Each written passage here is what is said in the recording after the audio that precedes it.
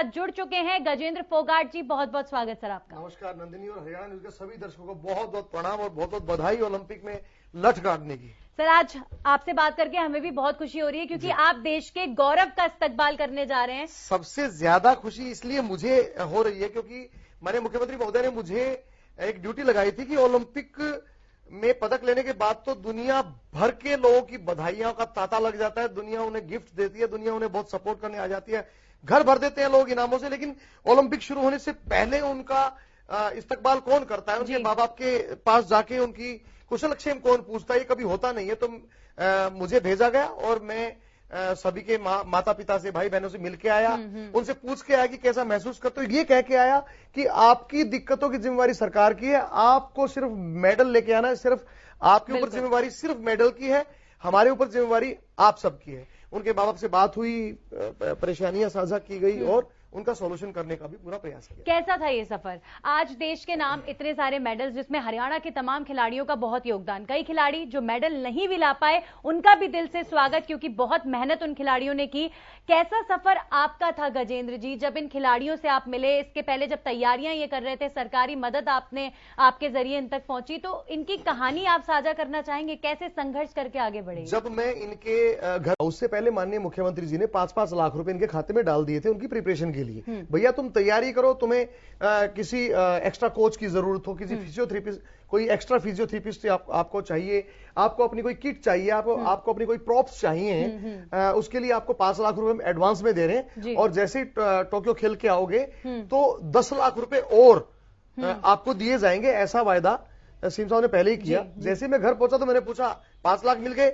मिल गए, मिल गए, मिल गए। तो जो इस तरह से इतना सुकून हो रहा था कि हमारी सरकार उन्हें मदद कर पा रही है, उन्हें एडवांस में कुछ पैसे मनी दे। ये पहली बार हुआ है in the history of Haryana, it is going to be first time कि जब किसी भी खेलने वाले बच्चे के लिए पहले मदद पहुंची। बिल्कुल, ये तो हमने देखा है कि चलिए जब खिलाड़ी मेडल लाया तो खिलाड़ी का सम्मान हो रहा है, खिलाड़ियों को सुविधाएं दी जा रही है, लेकिन ओलंपिक से पहले खिलाड़ियों को सुविधाएं मिलना अपने आप में बड़ी बात है। पहली बार हुआ और ये भी पहली बार हुआ कि ओलंपिक पदक के लिए, गोल्ड मेडल के लिए 6 करोड़ रुपए, और सेकंड पोजीशन के लिए आपको पता है कि 4 करोड़ और फिर 2.5 करोड़। ये इतनी बड़ी राशि है। और इसके अलावा मनमाफिक जगह पे 50% रियायत के साथ प्लाट, अगर प्लाट 1 करोड़ का है तो 50 लाख दो और प्लाट ले जाओ। तो ये इतना आकर्षक, और फिर क्लास 1 नौकरी गोल्ड मेडल के लिए, ये माननीय मुख्यमंत्री महोदय ने जो ये काम किया है, इससे बहुत जोश और जुनून बढ़ा है सब खिलाड़ियों में। ऑब्वियसली रात को, कल देर रात्रि बजरंग पूनिया से वीडियो चैट चल रही थी हमारे माननीय मुख्यमंत्री जी की, तो Bajrang Punia was also obliged for this. Ravi Dahiya जिन्होंने सिल्वर मेडल हासिल किया है कुश्ती में, रवि दहिया ने भी बल्कि थैंक्स किया है जापान से ही माननीय हमारे सीएम साहब का, क्योंकि उनके गांव में कुश्ती का एक इंडोर जो है स्टेडियम ही बोल सकते हैं, इंडोर हॉल उन्होंने गिफ्ट में दिया है। इसके अलावा रवि दहिया का जो गांव है नाहरी, उस गांव के सभी ग्राम पंचायत के लोग, ग्रामीण और रवि दहिया के पिता राकेश दहिया जी परसों देर रात्रि लगभग रात के 11:30 बजे माननीय सीएम साहब से मिले और उन्होंने कहा कि आप ही रवि दहिया को आशीर्वाद देने के लिए गांव में आइए। रवि दहिया आएगा बहुत जल्द गांव में, सभी सीएम साहब भी रहेंगे, अपने गांव आने वाले हैं और जाहिर तौर पर इनका दिल से स्वागत है। और इनके स्वागत के लिए क्या तैयारियां रहने वाली हैं? इनके स्वागत के लिए सबसे पहले तो आज ही जब मैं आपके स्टूडियो से निकलूंगा तो सीधा एयरपोर्ट जा रहा हूं।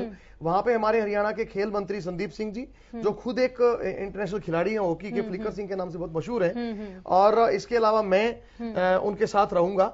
और जितने भी, चाहे वो हॉकी संघ है, चाहे वो कुश्ती संघ है, चाहे वो बॉक्सिंग संघ है, उसके भी अधिकारी वहां पे they will there to receive all the players. बड़ी गर्मजोशी स्वागत करेंगे, ढोल नगाड़े मंगा लिए, लड्डू मंगा लिए, फूल मालाएं मंगा लिए। उनके हरियाणा आगमन पर क्या प्लानिंग? वैसे तो सच्चाई ये है कि बेशक दिल्ली एयरपोर्ट कहते हो, ये है हमारे गुड़गांव में है, तो हरियाणा में उनका आगमन तो हो चुका है। मैं तो ये कह रहा हूं कि अभी भी जो है ना, मैं ये सोच रहा था कि हरियाणा आगमन तो उनका हो जाएगा जैसे वो एयरपोर्ट पे आएंगे, लेकिन उसके बाद हम लोग उन्हें यहीं दिल्ली के स्टेडियम में लेके जाएंगे और एक भव्य आज कार्यक्रम आयोजित हम करने वाले हैं उनके स्वागत। बिल्कुल।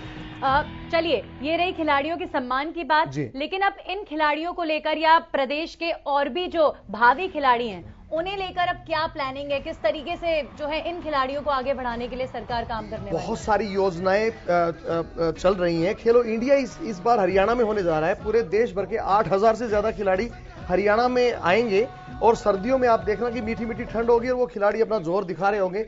जो खिलाड़ी हरियाणा के बच्चे उसमें अव्वल निकलेंगे उनके लिए खेल विभाग एक बहुत बढ़िया योजना बना रहा है। साई से मिलकर उनकी एक्सीलेंस और उनकी परफॉर्मेंस को जांचा जाएगा। अगर वो इंटरनेशनल स्टफ है तो उनके लिए उनको एक्स्ट्रा मदद करके उन्हें ग्रूम किया जाएगा, उन्हें पॉलिश किया जाएगा। 127 खिलाड़ियों में से 30 खिलाड़ी इसीलिए हरियाणा के थे कि हमारी हरियाणा की खेल नीति बहुत अच्छी है। आप ये देखिए कि 300 करोड़ से ज्यादा का हरियाणा का पिछले साल का टर्नओवर का हमारा बजट था। लेकिन इस बार का 394 करोड़ रुपए का हमने बजट रखा है। ओलंपिक क्वालिफाई करने पर हर खिलाड़ी को 5 लाख तैयारी के एडवांस दिए, 10 लाख बाद में देंगे। अब तो और भी 50-50 लाख हमारी बहनों को मिल गए जो जिन्होंने खूब लड़ी मर्दानी, वो तो हॉकी वाली रणनीति सिद्ध कर दिया। इसी तरह से खिलाड़ियों की डाइट में भी 200% वृद्धि हमारी सरकार ने की है। जी, तो अब चूंकि मुख्यमंत्री पहले ऐलान कर चुके हैं जी एक्सीलेंसी के लिए, स्पोर्ट्स एक्सीलेंसी के लिए अब जो है बहुत ज्यादा अग्रसर होकर सरकार काम करने वाली है, मुख्यमंत्री कह चुके हैं जी। क्या प्लानिंग, क्या ब्लूप्रिंट उसे लेकर? देखिए, ब्लूप्रिंट जब आएगा तो आप सबको पता ही लगेगा। सबसे पहले तो मीडिया को पता लगेगा, लेकिन सबसे बड़ा ब्लूप्रिंट ये है कि माननीय मुख्यमंत्री महोदय ने स्वयं बैठ के अपने सारे काम छोड़ के हर एक मैच देखा है और जिन जिन मैचों में वो थे, जो मेडल के मैच थे, उनमें स्वयं मुख्यमंत्री लाइव रहे। आप सबने अपनी मीडिया के माध्यम से भी देखा होगा। ये पहला मौका है देश में जब कोई प्रधानमंत्री और जब कोई मुख्यमंत्री हर मैच देख रहा है खिलाड़ियों के मैच में जाने से पहले हमारे मुख्यमंत्री रवि दहिया को शुभकामनाएं भेजी कि रवि दहिया भाई लठ गाड़ दिए। ये कहा, आप सबने देखा टीवी पे। ये झूठ नहीं है, जो होता है वही कहा जाता है हमारी सरकार में। तो माननीय सीएम साहब ने इतना उनको जो है ना प्रोत्साहित कर दिया और they were feeling excited to meet CM. बल्कि कल रात को बजरंग पूनिया भी कह रहे थे कि मैं आते ही सबसे पहले आपके पास आना चाहूंगा। रवि दहिया नाहरी के हैं जो वो सबसे पहले सीएम साहब से मिलने के लिए आतुर है। तो क्योंकि हमारे मुख्यमंत्री ने हर मैच देखा, उन्हें सोशल मीडिया पे बधाइयां दी। वो सोशल मीडिया उन्होंने वहां जापान में बैठ के देखा कि हमारे प्रदेश का राजा इतना उत्साहित है कि हर मैच देख रहा है। ओलंपिक की टी शर्ट पहन के मैच देखा मुख्यमंत्री जी ने। ओलंपिक की ओपनिंग मुख्यमंत्री जी ने ओलंपिक की टी शर्ट पहन के देखी। इवन जो गाना मैंने ओलंपिक के लिए हमने बनाया था, हरियाणा सरकार का जो ऑफिशियल ओलंपिक सॉन्ग था, उस गाने में भी सीएम साहब ने एक्ट किया हुआ है। बिल्कुल, वाकई ये बहुत अलग तरह की फीलिंग होती है उन खिलाड़ियों के लिए भी कि देखिए प्रदेश के मुख्यमंत्री की नजरें हम पर हैं और हमें प्रदेश का नाम भी रोशन करना है, देश का भी। और देखिए हरियाणा का कितना पार्टिसिपेशन रहा। बिल्कुल, 127 खिलाड़ी थे, हमारे 30 खिलाड़ी थे उसके अंदर। देखिए गजेंद्र जी, जब इन खिलाड़ियों के, मैं घर की बात करूं, इन खिलाड़ियों की फाइनेंशियल कंडीशन की बात करूं, बहुत संघर्ष इन खिलाड़ियों, कई खिलाड़ी ऐसे हैं। मैं मेरी आंखों में आंसू आ गया। मेरी आंखों में आंसू आ गए जब मैंने निशा वारसी का घर देखा। 25 गज के मकान, मैं मकान कैसे कह सकता हूँ, 25 गज के ठीक ठाक कोठियों में वॉशरूम होते हैं। 25 गज के एक जगह में वो हमारी बहन, हमारी छोटी बहन अपने माँ बाप, अपने भाई, अपनी बहन के बच्चे के साथ, उनकी बहन मैरिड है, अपनी बहन के इन चारों सदस्यों के साथ, 4-5 सदस्यों के साथ 25 गज के एक कमरे में रहती है। वही कमरा उनका सोने का स्थान है। वही कमरे के अंदर ही छोटा सा एक वॉशरूम है। वही उसी कमरे के अंदर किचन है। मुझे बहुत महसूस हुआ। मैंने सीएम साहब को जाके व्यथा बताई कि सर बहुत गरीब लड़कियां हैं। नेहा गोयल, उनके पिताजी किराना की दुकान करते थे और वो भगवान को प्यारे हो गए कुछ टाइम पहले। उनकी माताजी सावित्री आजकल उस किराना की दुकान में बैठती, टॉफी बेचती हैं। सीएम साहब स्वयं बहुत गंभीर हो गए। उन्होंने तुरंत अनाउंस किया कि 50-50 लाख रुपए हॉकी की लड़कियों को भी हम देंगे, चाहे बेशक पति ना। बिल्कुल, ये जो राशि चलिए ये ओलंपिक के बाद की, जो ओलंपिक से पहले सहायता दी गई सरकार की तरफ से, आप कितना मानते? देखिए वैसे खिलाड़ियों की मेहनत है और सारे जो मेडल्स आए हैं वो उन खिलाड़ियों की मेहनत की वजह से, लेकिन ये जो आर्थिक मदद मिली खिलाड़ियों को, कितनी बड़ी भूमिका आप समझते हैं इस आर्थिक मदद की जरूरत खिलाड़ियों को रही है हमेशा से? जब आप किसी सफर पे निकलते हो तो आपके पास जरूरी चीजें होनी आप महसूस करते होंगे। आपके पास एक पोटली होनी चाहिए जिसमें रोटी हो, थोड़ी साग सब्जी हो। सफर लंबा हो जाए, ट्रेन लेट हो जाए, बस छूट जाए, तो आप रोटी खा के कम से कम भूखे पेट ना रहो। आपके पास एक चद्दर होनी चाहिए, आपको कहीं भी सोना पड़ जाए तो। एक इंतजाम होता है, वो जीवन यापन के मूलभूत सुविधाओं के अंदर आता है। वो इंतजाम सरकार ने कर दिया। उसके बाद क्या चाहिए था, परफॉर्मेंस लानी थी। और उस इंतजाम के बाद जब आपको एडवांस में 5 लाख रुपए मिल जाते हैं, 5 लाख छोटा अमाउंट नहीं है। मैं लोअर मिडिल क्लास से आता हूं। मेरे पिताजी ने अपना सफर साइकिल से शुरू करके और एक छोटी सी प्रिया स्कूटर ली थी, उसके बाद चेतक आया था। उस स्कूटर पे मैंने सारी उम्र अपनी कॉलेज यूनिवर्सिटी निकाली है। मुझे पता है 5 लाख का इंपॉर्टेंस क्या है। मैंने कुछ साल पहले सेकंड हैंड कार खरीदी थी, लगभग 5-6 साल पहले। मैं जब उस कार में जब ड्राइव कर रहा था तो मुझे लग रहा था कि मैं जहाज ड्राइव कर रहा हूं। और वो कार उस समय मात्र 17,000 रुपए की मैंने ली थी, मारुति की।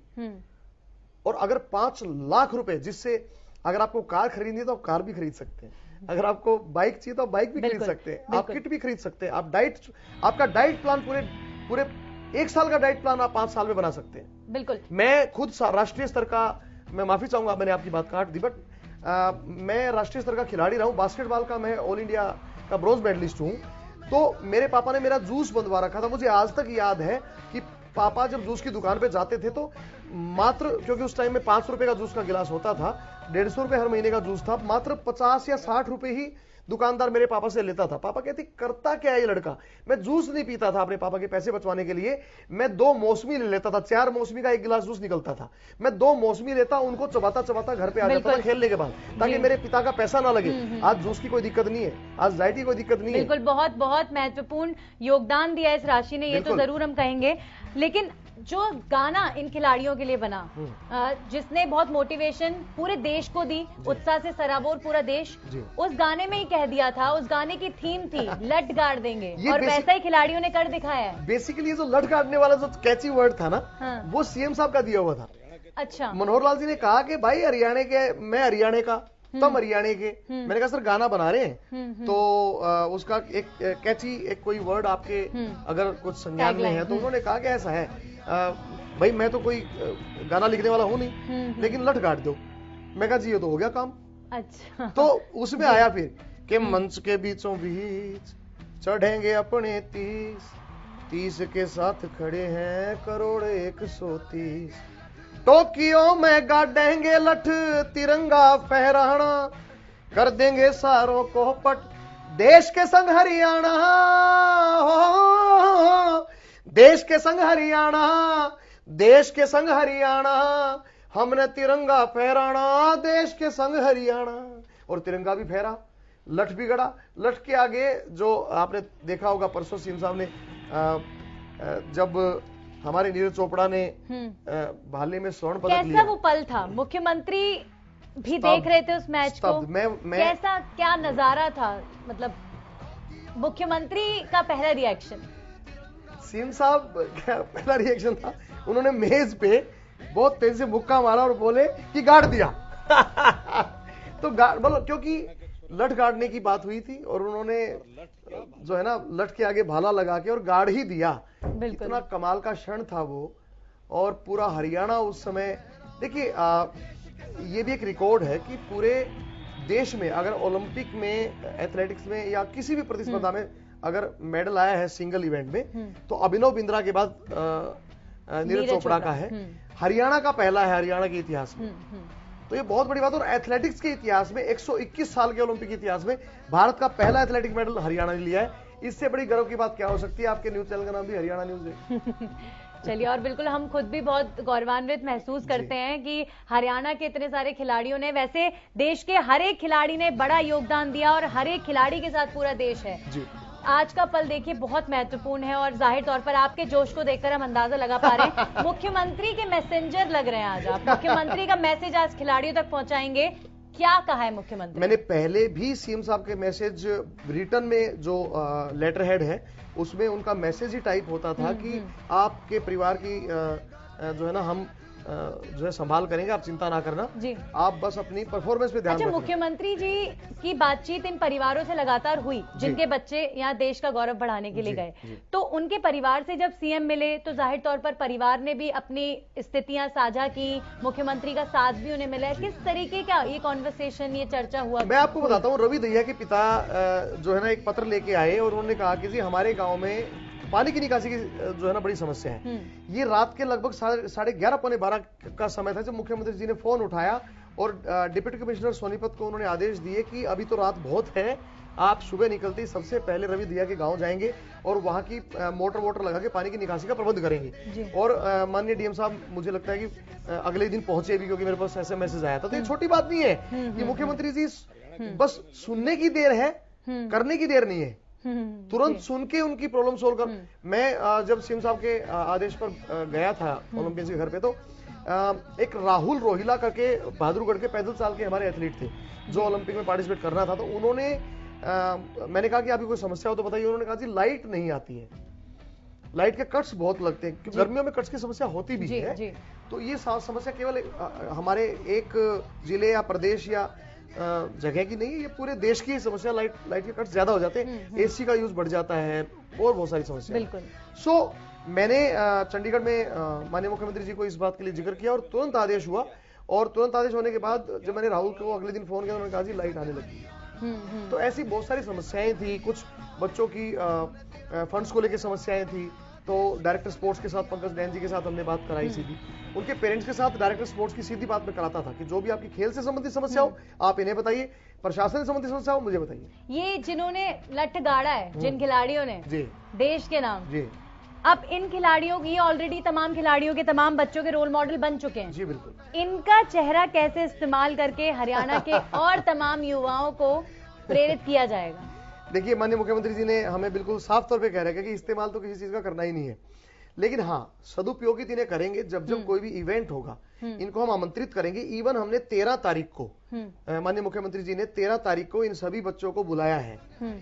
पंचकुला के इंद्रधनुष ऑडिटोरियम में सबका सम्मान होगा और वहां पे जो प्रोमिनेंट स्पोर्ट्स पर्सन है आसपास के, उनको बुलाया ताकि वो इन बच्चों को देखकर सीखे कि सम्मान कैसे होता है। और बीच में जब भी खेलो इंडिया होगा तो स्पेशली हम इन्हें इनवाइट करेंगे, क्योंकि ये हमारे इस टाइम खेल के सबसे बड़े चेहरे हैं। बिल्कुल। और देखिए यहाँ पर मैं मेडल्स की अगर बात करूं, 7 मेडल्स देश के नाम आए, जिसमें से 3 जो है हरियाणा के खिलाड़ियों ने लिए, लेकिन अब 3 से 30 तक कैसे पहुंचेंगे? 7 मेडल टोटल आए हैं। जो 4 हरियाणा के नाम हो गए, क्योंकि हॉकी में जो है ना बच्चों ने ब्रॉन्ज लिया है, तो वो 2 नहीं गिनेंगे, 1 गिनेंगे हम। हॉकी का 1 मेडल है और बाकी 3 जो है, एक भाला फेंक में है और 2 कुश्ती में है। चलिए, अब ये 4 से 40 पहुंचना हो, अगर 4 से 40 के लिए माननीय मुख्यमंत्री जी ने एक योजना, जो मैं अभी आपको इसलिए नहीं बता सकता क्योंकि उसकी जो टेक्निकल एस्पेक्ट्स हैं, अगर हम उनमें घुस गए तो बहुत लंबा टाइम भी हो जाएगा।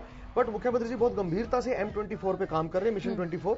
और उसमें ये होगा कि 2024 में अगर आज हमारे 4 मेडल हैं तो बढ़ के जितने ज्यादा हो सके, तो उसके लिए अभी से ही स्पोर्ट्स डिपार्टमेंट को निर्देश दिए जा रहे हैं। और स्पोर्ट्स एक्सीलेंसी को लेकर जो प्लानिंग है पंचकुला में, क्या प्लानिंग रहने वाली है स्पोर्ट्स एक्सीलेंसी के? देखिए, हमने ओलंपिक के माध्यम से खेल गांव को देखा है। जापान में जो सुविधाएं हुई हैं, कोशिश ये रहेगी कि जो सुविधाएं इंटरनेशनल इवेंट्स में बच्चों के लिए होती हैं, चाहे वो अकोमोडेशन की होती हो, चाहे वो आपकी डाइट की होती हो, चाहे वो स्पोर्ट्स इक्विपमेंट उपलब्ध कराने की होती हो, वही सुविधाएं एक्सीलेंस सेंटर में हो।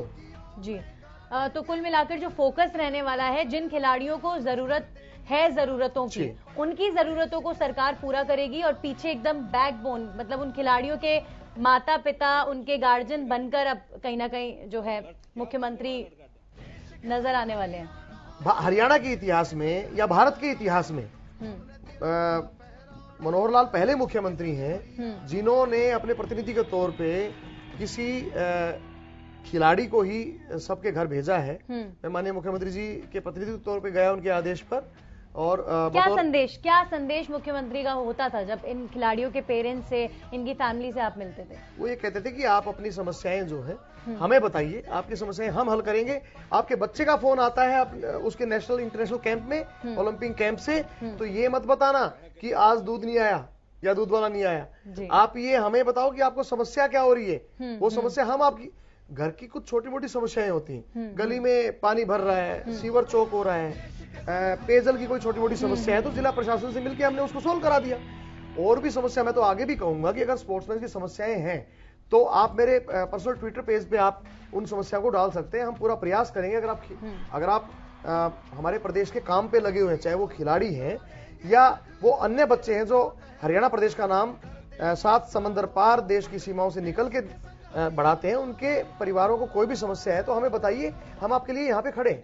जी गजेंद्र जी, आप एक आर्टिस्ट हैं, कई सारे गाने आपने बनाए और ये गाना भी बहुत बेहतरीन, जिसको सुन के उत्साह अपने आप में आ जाता है। अब आने वाले टाइम में अपने गानों को लेकर, म्यूजिक को लेकर क्या प्लानिंग सर आपकी? देखिए, जो गाना है वो तो मेरी आत्मा की खुराक है जी। जितने भी ये काम मैं कर रहा हूँ, ये तो मैं अपने परिवार के, बीवी बच्चों के पालन के लिए, नून तेल लकड़ी के लिए, सब्जी भाजी के लिए, आटे के लिए कर रहा हूँ जी। लेकिन जो मेरी आत्मा की खुराक है, मेरी आत्मा का जो भोजन है, हाँ। वो तो सिंगिंग है, संगीत है। मुख्यमंत्री के लिए भी आपने जब इलेक्शन थे तब गाना बनाया था, जो बहुत सुनने को मिला था और बहुत बेहतरीन गाना था। मैं मनोहर लाल बोल रहा हूँ, वो इतना प्यारा गाना था। हाँ। भेदभाव और जातिवाद की सभी बेड़ियां खोल रहा हूं, हरियाणा एक, हरियाणवी एक, ये भेद में कब से बोल रहा हूं। सुनो साथियों, सुनो भाइयों, सुनो साथियों, बहनों भाइयों, मैं मनोहर लाल बोल रहा हूं।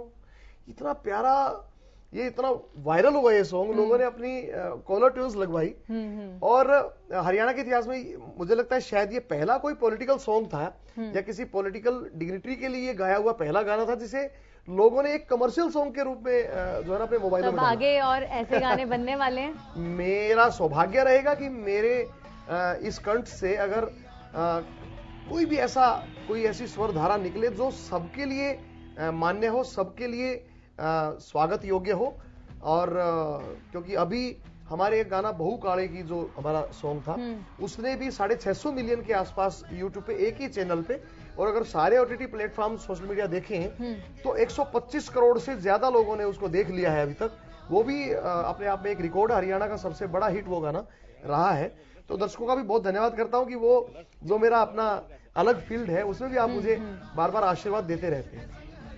ये गाने जब बने, क्योंकि मैं यहाँ पर अभी, आपने जो ये गाना अभी चल रहा है लगातार, हम भी सुन रहे हैं, और बेहतरीन गाना, मुख्यमंत्री के साथ जब इन गानों को लेकर, इस तरह के कैंपेन्स को लेकर आपकी बात होती है, कुछ मोटिवेशनल सॉन्ग्स हो गए, कुछ अलग अलग तरीके हो गए खिलाड़ियों के अंदर भी उत्साह भरने के लिए और भी युवाओं को आगे बढ़ाने के लिए, तो किस तरह का प्रोत्साहन या किस तरह का कोऑपरेशन उनसे मिलता है?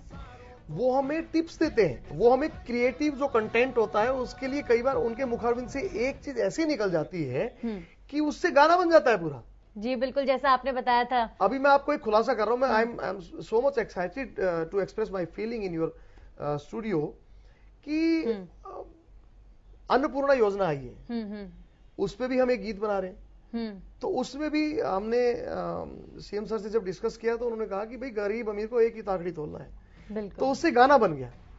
जी। गरीब अमीर ने एक ताकड़ी तोलन लगे सा, ऐसा करके ना, अन्नपूर्णा योजना की जय बोलन लगे सा। तो मतलब बस उन्होंने बस यूं ही आपको एक लाइन बोली और आपने उस पर पूरा गाना बना दिया। और सीएम साहब निशुल्क हमें सलाह देते हैं, अगर किसी कंटेंट राइटर से सलाह ली जाती तो हमसे पैसे मांगता। जी। आपका एक गाना बहू काले की बड़ा फेमस है, बड़े लोग सुनते हैं उसको, जरा उसकी भी कुछ लाइंस गाना। अरे कदे छोरा मैं भी सुथरा था ना, काला राम तय उतरा था, और जमींदारे ने शक्ल बदल दी रे छोरे, छैल निराले की तने कौन कहे बहू, काले की और जल डाट तू मने बता तने कौन कहे बहू, काले की मैं खाल तार लू हूं साले की। बिल्कुल हर जगह बस ये गाना सुनने को मिलता है, और आज आपके मुंह से ये गाना बिल्कुल डायरेक्ट सुना तो समझ आया कि अपने म्यूजिक को लेकर आप कितना डेडिकेटेड हैं। और आने वाले वक्त में, अब चूंकि आज सभी खिलाड़ी आ रहे हैं, अब आगे क्या दौर रहने वाला है मीटिंग्स का, इन खिलाड़ियों से जाहिर तौर पर मुख्यमंत्री भी मिलेंगे, और किस तरह के डिस्कशंस आगे रहेंगे? उनके परिवार से, उनसे सीएम साहब की इंटरेक्शंस हो चुका है फोन के माध्यम से, वो तो अभी जापान है, लेकिन उन तक सीएम साहब के उद्गार पहुंच चुके हैं, आशीर्वाद पहुंच चुका है। इसके अलावा इनका 13 तारीख को हम आज भी इनका भव्य स्वागत एयरपोर्ट पे करने के बाद इन्हें 17 साल कैसा स्वागत रहने वाला, ढोल नगाड़ों के साथ, और किस तरीके से? मतलब सच बताऊं तो मुझे ही नहीं पता क्योंकि मतलब उस टाइम मेरी क्या फीलिंग होने वाली है, हो सकता है मैं भी वहां नाचने लग जाऊं, हो सकता है प्लेयर्स वहां नाचने लग जाए। बहुत बड़ा क्षण होता है जब आप देश के लिए कुछ करते हो, बहुत बड़ा क्षण होता है जब आप समाज के लिए कुछ करते हो। मैं हमेशा बोलता भी, गोमों की आंच में आंसू उबाल कर देखो, बनेंगे रंग किसी पे डाल कर देखो, तुम्हारे दिल की चुभन जरूर कम होगी, किसी के पांव का कांटा निकाल कर देखो। देश के पांव का कांटा निकाल रहे हैं खिलाड़ी। देश के पांव, भारत माँ के पांव में कांटा था कि ओलंपिक में स्वर्ण पदक नहीं आ रहा था, वो स्वर्ण पदक लेके नीरज चोपड़ा ने वो कांटा निकाला है। हमारी कुश्ती में पदकों, पहले भी पदक आए हैं, पहले भी हमारे योगेश्वर दत्त ने पदक लिया है, सुशील ने लिया है, बट इस तरह अब की बार, लेकिन उम्मीद हम यही करते हैं हमारे खिलाड़ी संतुष्ट नहीं होंगे, अगले ओलंपिक के लिए अभी से सोचना शुरू कर दिया होगा। दोनों खिलाड़ियों ने चित करके मेडल जीता है, ये बड़ी बात है, चित करके मेडल जीतना, कमर लगा के मेडल जीते दोनों खिलाड़ी, रवि दहिया ने भी, बजरंग पूनिया ने भी। बिल्कुल। और हॉकी में तो आपने देखा ही है, बिल्कुल बेहतरीन वो पल था सभी के लिए। और हमने तस्वीरें भी देखी कि क्या सुपरस्टार, क्या मंत्री, मुख्यमंत्री तक जिस तरीके से खुशी से आपने देखा होगा, मोदी जी खुद ताली बजा रहे थे और हमारे सीएम साहब ने खुद मैच देखे हैं बैठ के। आप लोगों के पास वीडियो भी आ गई होगी। देखी हमने। और बिल्कुल एक एक मैच मुख्यमंत्री ने भी देखा, जैसा कि आप बता रहे हैं, और उनकी नजरें लगातार बनी हुई थी। देखिए, खिलाड़ियों का मनोबल बढ़ाना एक बात अलग होगी कि सरकारें करती आई हैं, लेकिन मुख्यमंत्री का पर्सनल लेवल पर, मुख्यमंत्री जी का इस तरीके से इन्वॉल्व रहना, क्या ये उनका खेल प्रेम था, क्या ये उनका देश प्रेम था, क्या था ये उनका देश प्रेम था। खेल प्रेमी कई बार इतने इन्वॉल्व नहीं होते, उनको कुछ चीजों में पता होता है। मैं आपको सच बता रहा हूं, कुछ मैचेस का हमें पता था कि रिजल्ट्स बहुत अच्छा नहीं आ सकता, क्योंकि हमें पता था कि जो टीम फाइट कर रही है, जो प्लेयर आगे हैं, वो वर्ल्ड नंबर 1 है, हम वर्ल्ड नंबर 8 हैं जी। तो बहुत फर्क था, उसके बावजूद उन्होंने ये इसी फर्क को मिटाने के लिए क्या सोचा जा रहा है कि ये जो डिस्टेंस है, आज हम चलिए 7 मेडल ले आए, लेकिन इसके आगे अब हमें क्या करना है। और स्पेशली हरियाणा के अंदर चूंकि इतने सारे खिलाड़ी और इतने सारे युवा प्रेरित हो रहे हैं खेल के प्रति, हरियाणा के रेसलर्स, हरियाणा के बॉक्सर्स, हरियाणा के हॉकी प्लेयर्स, इनके जिक्र दुनिया भर में हो रहे हैं। तो अब इन्हीं को आगे बढ़ाने के लिए और इस गैप को भरने के लिए और मेडल्स के लिए ये भूख और बढ़ रही है। जब खिलाड़ी को ये पता लगेगा कि अगर वो मेडल लेके आता है तो उसे सरकार क्लास 1 की नौकरी, हाफ रेट पे प्लॉट, भारी भरकम इनाम राशि के साथ साथ एक्सीलेंस सेंटर में उनकी उपस्थिति, उनको कैसे ये एक्सीलेंस सेंटर की आप बात करें, उनकी उपस्थिति किस तरीके से रहने वाली है? एक्सीलेंस सेंटर में जब भी कोई ऐसा आयोजन होगा या कोई कैंप्स होंगे तो इंटरनेशनल प्लेयर्स की विजिट करना बिल्कुल अवश्यंभावी है। वो जाएंगे वहां और बच्चों को सिखाएंगे। खेल विभाग में डिप्टी डायरेक्टर की पोस्ट देना बहुत बड़ी पोस्ट होती है, डिप्टी डायरेक्टर। और ये कितना बड़ा पल होगा उस नए युवा के लिए जो नीरज चोपड़ा से सीधा मिलेगा। ये खिलाड़ी युवाओं के बीच में रहकर उन्हें सिखाएंगे। इंस्पिरेशन होती है, हीरो होता है एक आदमी अपनी फील्ड में जब बहुत काम कर लेता है और विकास कर लेता है तो वो एक हीरो बन जाता है। इन सभी हॉकी खिलाड़ियों को भी खेल विभाग में डायरेक्ट कोच भर्ती करने का हमारी सरकार ने जो है निर्णय लिया है। बिल्कुल। एक और बड़ी बात यहाँ पर जो बड़ा महत्वपूर्ण है और क्लिक हुई मेरे दिमाग में इस टाइम, कि देखिए देश के अंदर कई ऐसे प्रदेश हैं जहां पर युवा नशे की आदत की वजह से जो है उनके पेरेंट्स भी परेशान हैं, देश के युवा इस ओर बढ़े, उसे लेकर निराशा भी है। लेकिन हरियाणा जो है ये दूध दही वाला प्रदेश है, यहाँ पर खिलाड़ी दूध दही का सेवन कर और इतने आगे बढ़ रहे हैं, तो कहीं ना कहीं ये जो प्रेरणा है ये नशे से दूर भी कर रही है खिलाड़ियों को, युवाओं को। बिल्कुल, हमारे मुख्यमंत्री की सबसे बड़ी चिंता है कि नशा जो है वो पाकिस्तान की तरफ से बहुत ज्यादा जो है ना स्मगलिंग के माध्यम से जो है ना उसकी इनपुट्स मिलते हैं हमें। तो पंजाब जिस तरह से उड़ता पंजाब बन गया, हरियाणा को उड़ता पंजाब हमारे मुख्यमंत्री कहते हैं नहीं बनने दूंगा। तो इसलिए यहाँ पे अगर उड़ता पंजाब की तर्ज पे उड़ता हरियाणा नहीं बनने देना है तो इन युवाओं की जो एनर्जी है उसे कंस्ट्रक्शन में लगाना पड़ेगा, डिस्ट्रक्शन में नहीं। कैसे? खेल के माध्यम से, कला के माध्यम से, संस्कृति के माध्यम से, अन्यत्र रोजगार उन्हें उपलब्ध करा के, उन्हें बहुत सारे इवेंट्स में उनका सीधा हिस्सा डाल के, खेलो इंडिया जैसे बड़े बड़े आयोजन अपने प्रदेश में करा के, उन्हें प्रत्यक्ष या परोक्ष रोजगार देकर, उन्हें एंगेज रख के, बहुत सारी ऑनलाइन प्रतियोगिताएं करके, दुनिया भर के हमारे पास प्लान्स हैं। हम टैलेंट को गांव से निकाल के लाएंगे और राष्ट्रीय स्तर पे पहुंचाएंगे। बस इसी पल का इंतजार है कि वो युवा जो इस समय सुविधाओं के अभाव में आगे नहीं बढ़ पा रहा, वो आगे आए और बताए कि देखिए किस तरीके से मैं इन सरकारी सुविधाओं के बेसिस पर आगे बढ़ा और आज यहाँ पहुंचा। ऑल्दो ऐसी स्टोरीज हमें ओलंपिक्स में देखने को मिली, लेकिन हम आगे जो है आपसे ये उम्मीद करते हैं, सरकार से ये उम्मीद करते हैं कि और भी खिलाड़ी इस तरीके से आगे बढ़ेंगे। आज जो है तमाम खिलाड़ी एयरपोर्ट पर पहुंच रहे हैं, उनके स्वागत के लिए पहुंचेंगे गजेंद्र जी। अभी रुक कर लेते हैं इस वक्त की बड़ी, अब बस कुछ ही देर में जाएंगे आप इन खिलाड़ियों का स्वागत करने के लिए। एक बार जरा बताकर जाएं क्या नजारा रहने वाला है, क्या फीलिंग रहने वाली है, किस तरह का उत्साह, भांगड़ा करेंगे, डांस करेंगे, क्या करेंगे खिलाड़ियों से मिलके? देखिए, इस समय वो हमारा सिरमौर है, वो हमारा ताज है और भारत की शान उन्होंने पूरी दुनिया में बढ़ाई है। जब भी योद्धा का स्वागत किया जाता है तो उसके लिए कुछ भाव होते हैं। केवल फूल मालाएं, फूल तो एक लाश पे भी चढ़ते हैं, फूल तो शव पे भी चढ़ाए जाते हैं, लेकिन जब योद्धा आता है तो उनके ऊपर फूल बिखेरे जाते हैं। उनको देखिए, जब फूलों को जो बिखेरने की रस्म है वो बहुत ही आध्यात्मिक रस्म है। आज उन फूलों को भी हम उन योद्धाओं को इस तरह से समर्पित करेंगे मानो बारिश हो रही हो। देखने वाले लोग ये देखें बच्चे कि हम भी काश ऐसे जीत के आएंगे और इसी तरह से हमारा स्वागत। मतलब ये स्वागत भी ऐसा रहने वाला है जिससे आने वाले जो भावी खिलाड़ी हैं वो भी और ज्यादा प्रेरणा से भर जाए। बिल्कुल। बहुत बहुत स्वागत, बहुत बहुत शुक्रिया गजेंद्र जी, आप हमारे साथ जुड़े।